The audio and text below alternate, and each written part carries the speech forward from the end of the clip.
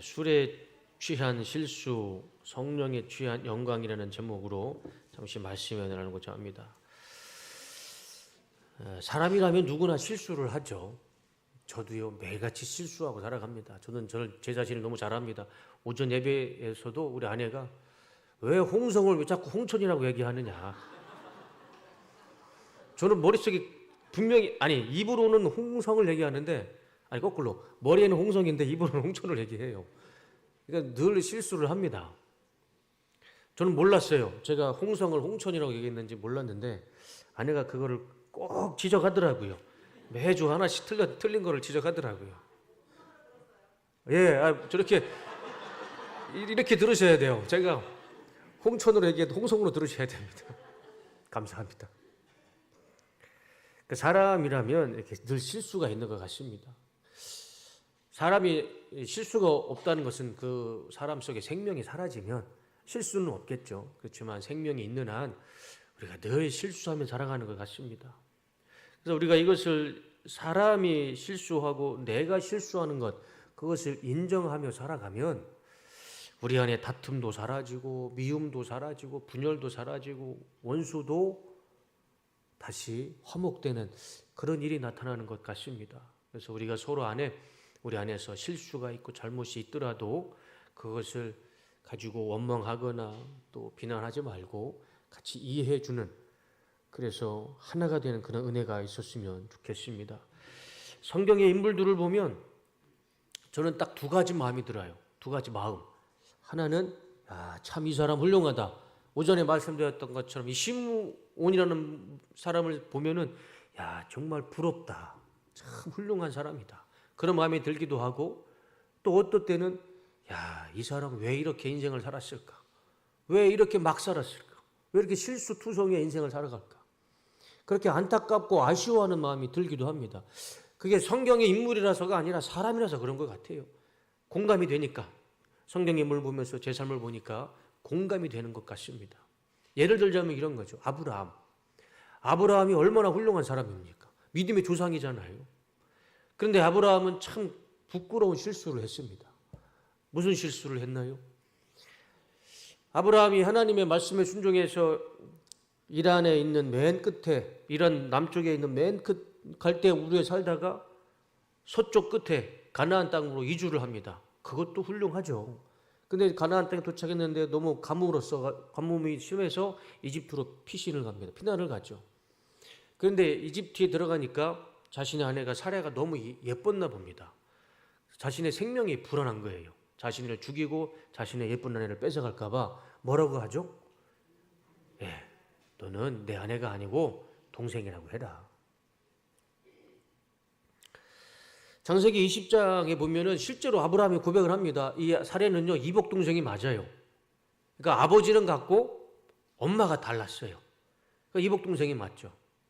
그러니까 동생이죠, 동생. 근데 그 당시는 이복 동생을 아내로 맞이할 수 있는 그런 사회적인 그런 배경이 있다 보니까 이복 동생을 아내로 맞이했어요.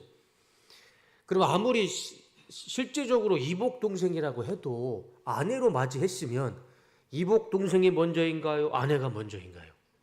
아내가 먼저죠. 이집트에 들어가서 자신의 목숨이 자신의 생명에 위태하고 위험하다고 자신의 아내를 동생으로 속이고 아내를 어떻게 합니까? 바로 왕에게 빼앗기잖아요. 여기에 아브라함의 큰 실수가 있죠. 그리고 또 성경 읽을 때마다 왜 아브라함이 저랬을까? 끝까지 자기 아내를 지키면 될 일을 왜 동생이라고 속이고 바로 왕에게 빼앗겼을까? 바로 왕에게 빼앗긴 그 아브라함의 심정이 어땠을까요? 아내를 빼앗긴 남편의 심정이 어떻겠습니까? 왜 굳이 그런 일을 했을까? 좀 아쉬운 대목이 들기도 합니다. 또 다윗이라는 사람들 보면은요, 참 훌륭하죠. 하나님이 성경 중에 이 사람은 나와 마음이 합한 자다라고 칭찬했던 사람은 유일하게 다윗밖에 없습니다. 그러니까 한마디로 다윗의 마음과 하나님의 마음이 합했어요. 하나님의 마음이 다윗이고 다윗의 마음이 하나님의 마음이었습니다. 그만큼 칭찬했던 다윗도요, 그의 삶에 큰 실수가 있습니다. 씻을 수 없는 죄를 짓죠. 어느 날 다윗이 이제 예루살렘 성 다윗성에서 막로에서 이렇게 저녁에 길을 걷다가 우연치 않게 목욕하는 여인을 봅니다. 그 목욕하는 여자를 보면서 음욕을 품어요. 그래서 그 여자를 자신의 침실로 데려와서 동침을 하게 됩니다. 근데 알고 봤더니 이 여인이 누구냐면 남편이 있는 밧세바였습니다. 그리고 더 심각한 문제는 이 밧세바는 누구의 아내였냐면 다윗에게는요 37명의 장수가 있었어요. 자신에게 목숨을 바치겠다고 헌신한 장수가 37명입니다. 유비에게는 관우 장비 조언이 있는 것처럼 다윗에게는 37명의 장수가 있었어요. 그 중에 한 명이 우리아입니다. 이 우리아의 아내가 밧세바였어요. 근데 지금 이 우리아는 나가서 막 전쟁을 하고 있는 겁니다. 이스라엘을 지키기 위해서.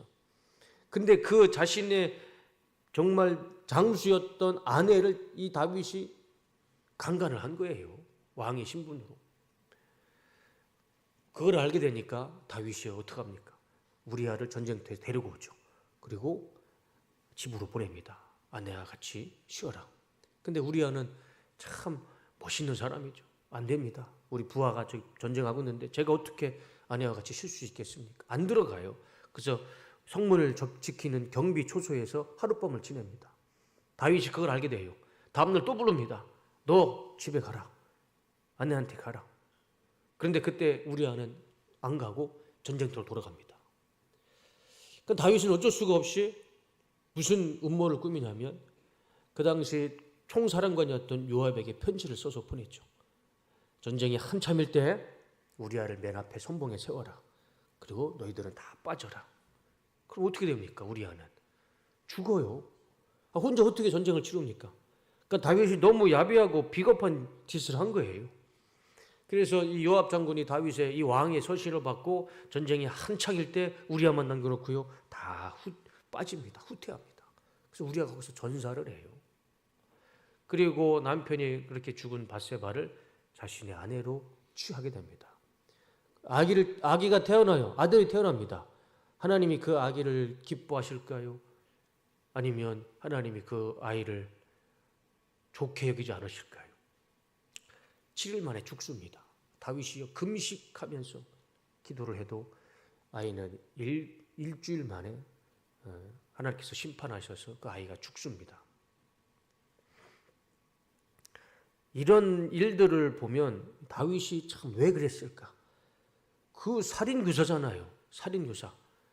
요압에게 너는 이 우리야 이 37명 중에 이 충직한 장수를 죽이라고 살인교사를 한 거예요.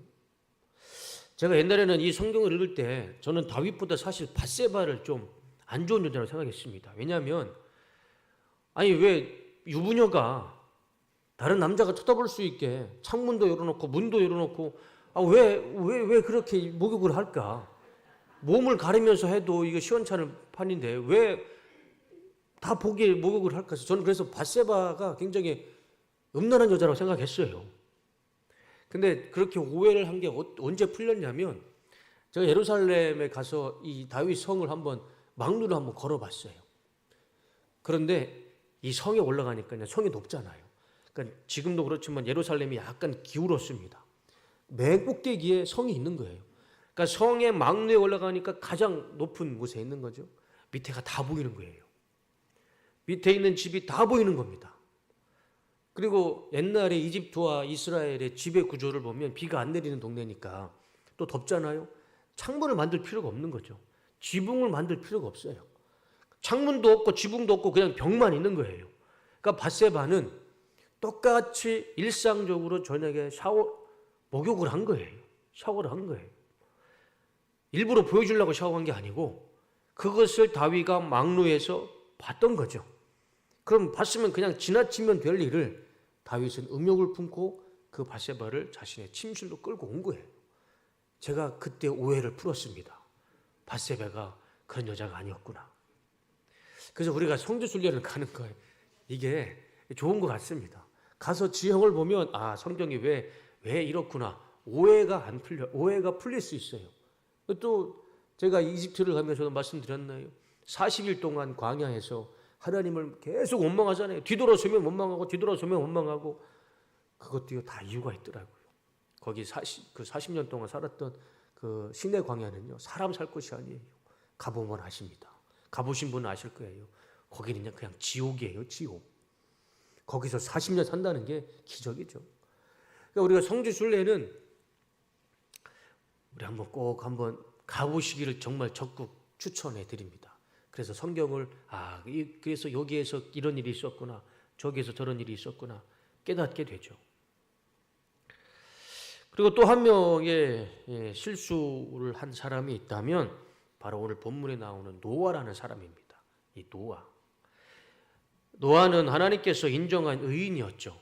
첫 번째로 의인이라고 칭찬해 주신 사람이 노아인데, 이 노아도요, 참, 왜 이렇게 큰 실수를 했을까? 큰 죄를 지었을까 하는 아쉬움이 있어요. 너무나 부끄러운 실수를 합니다. 그래서 우리는 노아의 이 실수를 우리 반면교사 삼아서 우리는 이렇게 살지 않았으면 좋겠습니다. 반면교사 삼아서 하나님이 아브라함을 시작으로 시작한 인류 가운데 죄가 만연해서 하나님께서 인류를 다 물로 심판하시죠. 그래서 인류를 다 싹 정리하십니다. 그러나 그 가운데 하나님이 인정한 의인이 한 명 있었어요. 그 사람이 노아였어요. 그래서 노아를 중심으로 노아의 자녀들과 가족들은 살게 됩니다. 40일 동안 비가 내리고 150일 동안 물이 마릅니다.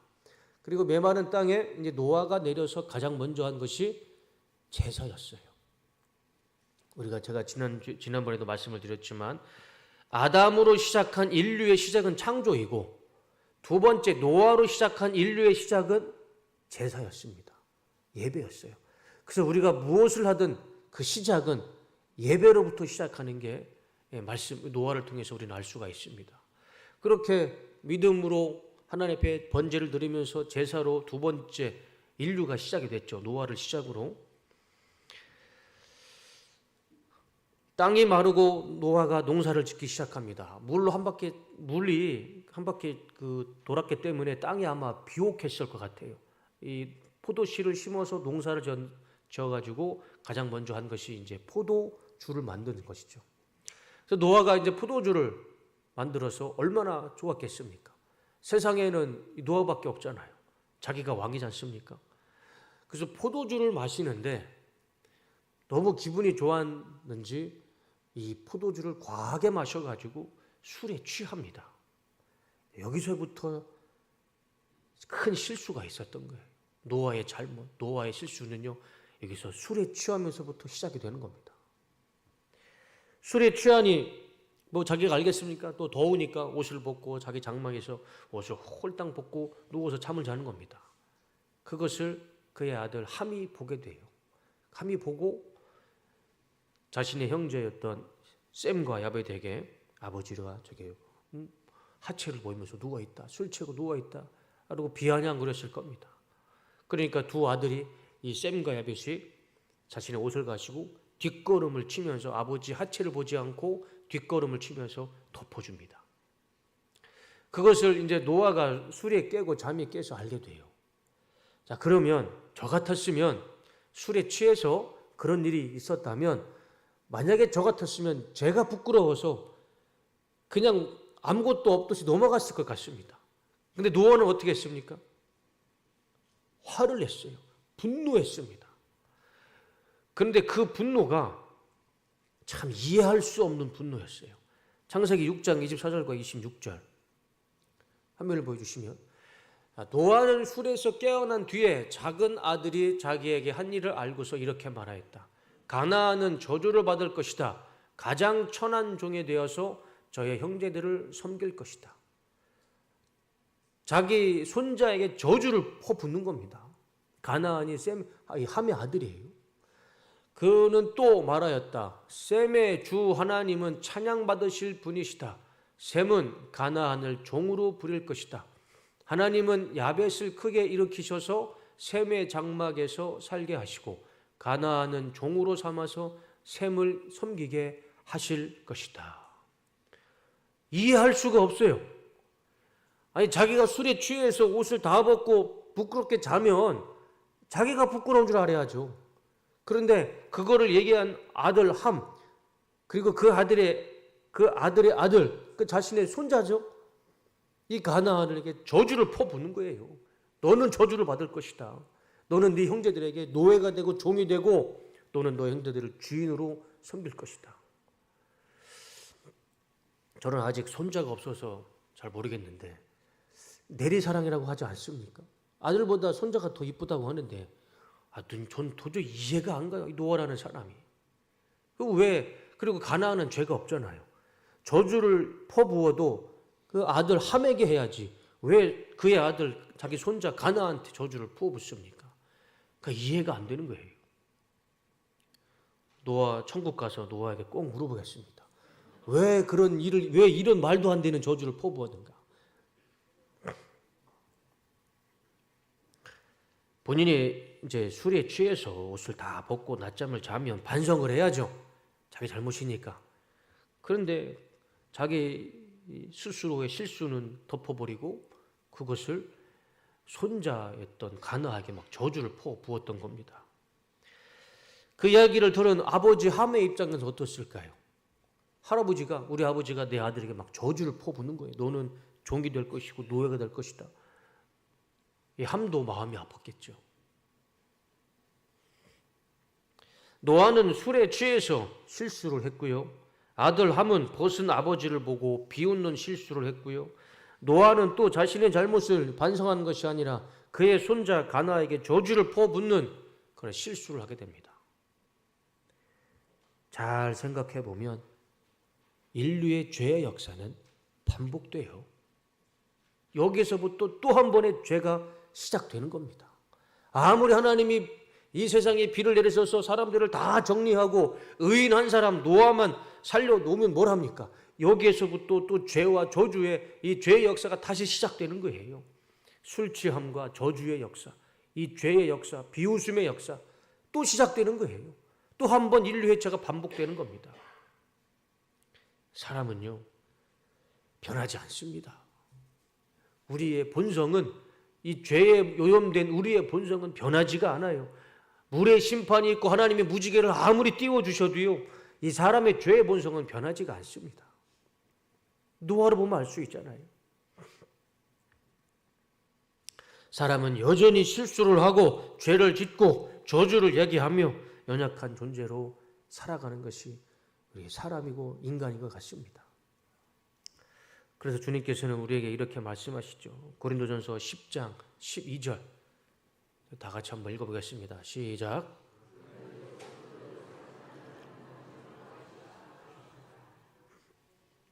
그런즉 선줄로 생각하는 자는 넘어질까 조심하라. 지금 내가 바로 서 있는 것 같고 믿음 위에 반석 위에 서 있는 것 같더라도 조심해라. 교만하지 마라. 넘어질까 조심하게 살아라. 성경은 우리에게 이런 말씀으로 가르쳐 주십니다. 내가 아무리 지금 잘 사는 것 같고 말씀 가운데 잘 올바르게 서 있는 것 같더라도요 우리는 실수가 많은 사람들입니다. 죄에 오염된 사람이에요. 언젠가는 넘어질 수 있고 노아처럼 자기의 죄를 자기의 실수를 남에게 막 저주를 퍼붓는 그런 일을 할 수도 있다는 것이죠. 그러니까 성경은 선줄로 생각하지 마라. 네가 잘 사고 있다라고 그렇게 교만하지 마라. 넘어질까 조심해라. 오늘 하루 조심하고 또 조심하고 또 조심하며 살아가라. 그렇게 말씀하고 있는 것이죠. 성경은 우리에게 여러 이 부분에서 술 취하지 마라라고 말씀합니다. 술 취하지 마라. 가만히 이 말씀을 묵상해 보면 술을 먹고 마시고 그건 별로 중요하지 않아요. 최윤정 목사님도 공교롭게 마지막 금요일 날 설교 본문이 저랑 똑같더라고요. 제가 일부러 맞춘 거 아닙니다. 근데 어떻게 똑같은 본문으로 설교를 하시더라고요. 그 목사님 말씀이 제가 아직도 기억이 납니다. 술을 마시고 안 마시고는 구원에 상관이 없어요. 구원은 우리 예수님 믿으면 구원이고 안 믿으면 구원받지 못하는 것이 구원은 예수님에 있지 술이 마시고 안 마시고 거기에 우리의 구원이 있지 않잖아요. 그런데 성경은 왜 술 취하지 말라고 얘기를 하실까? 이 술 취함은요 술을 마시고 안 마시고 그게 중요한 게 아니고요. 술 취함으로 죄를 만들고 죄를 안 만들고 여기에 있습니다. 술 취하면요 죄를 만들 수가 있어요. 노아처럼.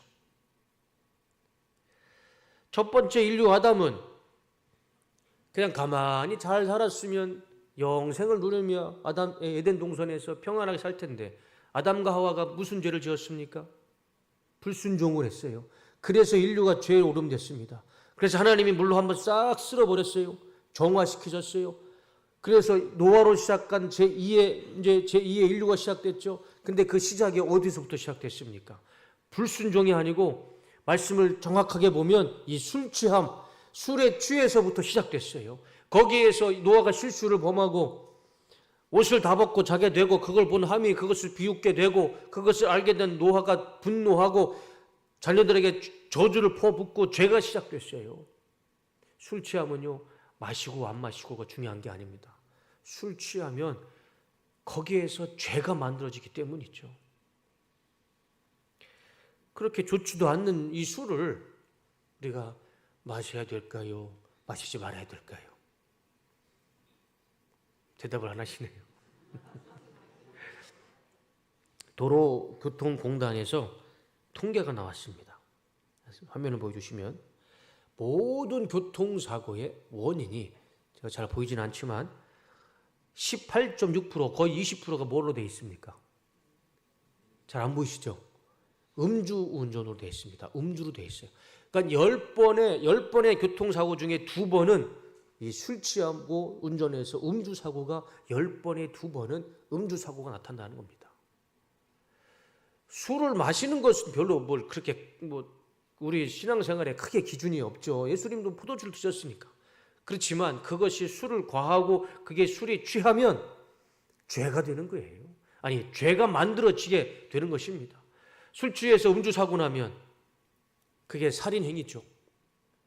정상적인 사고는 아닙니다. 술을 마시고 운전을 하고 술 취하고 운전을 하면 그것은 살인행위이고 자살행위입니다. 술 취하면 죄를 만들게 돼 있어요. 그 성경은 우리에게 술을 마시지 마라가 아니고 술 취하지 마라 몇 번을 말씀해 주십니다. 노아도 성경에 가정법은 없지만 예를 들어서 만약에 노아가 술에 취하지 않았다면, 그냥 기분 좋게 포도주 몇 잔만 마셨다면 과연 이런 죄가 만들어졌을까? 노아가 술에 취한 인생을 살다가 자신도 실수를 범했고 또 자녀들도 실수하고 죄를 만들게 하는 그런 안타까운 일을 만들었던 것입니다. 술 취하는 것은 신앙과 믿음의 문제이기도 하지만 더 본질적으로는 이거는 죄의 문제입니다. 그래서 우리는 술 취하지 않으시겠지만 차라리 그 술 취함을 만드는 술을 안 마시는 것이 더 성경적인 삶이라 생각을 합니다.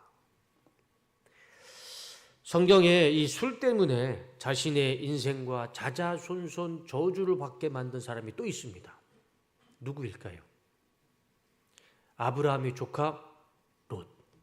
이 롯도요, 자기가 술에 취해가지고요, 이거 정말 돌이킬 수 없는 끔찍한 역사를 만든 사람 중에 한 명입니다. 소돔과 고모라가 하나님의 심판을 받아가지고 다 멸망하죠. 그래서 아내와 두 딸과 도망갑니다. 도망가는 길에 아내는 뒤돌아봐서 소금 기둥이 돼요. 생명이 없는 소금 기둥이 되어버립니다. 그리고 이 롯과 두 딸은 안전하게 피신을 합니다. 그래서 거기서 잘 살면 좋았을 텐데 이 두 딸이 어떤 생각을 합니까? 그 소돔과 고모라의 남편이 죽었어요. 더 이상 남자가 없어요. 근데 후사를 봐야 돼요. 그래서 이 두 딸이 어떤 생각을 하냐면 하지 말아야 할 생각을 합니다. 아버지에게 술을 잔뜩 마시게 한 다음에 두 딸이 아버지와 동침을 합니다. 그래서 첫 번째 첫째 딸이 아버지에게 술을 잔뜩 먹이고 아버지와 동침해서 아들을 낳고, 또 둘째 딸이 아버지에게 술을 잔뜩 먹여서 술 취한 아버지와 동침을 해서 아들을 만듭니다. 창세기 19장 36절과 38절. 롯의 두 딸이 드디어 아버지의 아이를 가지게 되었다. 있을 수 없는 일이죠. 큰 딸은 아들을 낳고 아기 이름을 모압이라고 하였으니 그가 바로 오늘날 모압 사람의 조상이다. 작은 딸도 아들을 낳고 아기 이름을 벤암미라고 하였으니 그가 바로 오늘날 암몬 사람의 조상이다. 모압과 암몬, 성경에 그렇게도 이스라엘을 괴롭힌 이방인들, 그 조상이 바로 이 롯의 후손이었습니다. 그 시작이 어디에서부터 시작됐습니까? 여기도 술 취함이 있어요. 본질적으로 술 마시는 건 죄가 아니더라도 술을 마시면 죄가 만들어져요. 이거 어떻게 이 역사를 돌이킵니까? 지금 모압 족속과 이 암몬 족속, 지금 시리아, 요르단, 사우디아라비아 다 그 후손들이에요. 이 후손들을 어떻게 바꿀 수 있습니까? 그 시작 맨 꼭대기에 보면 술 취함이 있어요. 술 취함. 그래서 성경은 늘 여러 곳에서 술 취하지 마라. 술 취하지 마라. 술 취함은 죄를 만듭니다.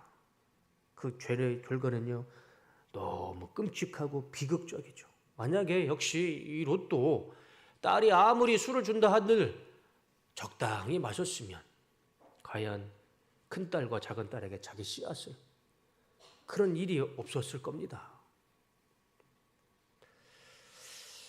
에베소서 5장 18절에 성경은 우리에게 분명한 기준을 말씀해 주십니다. 다 같이 읽겠습니다. 시작.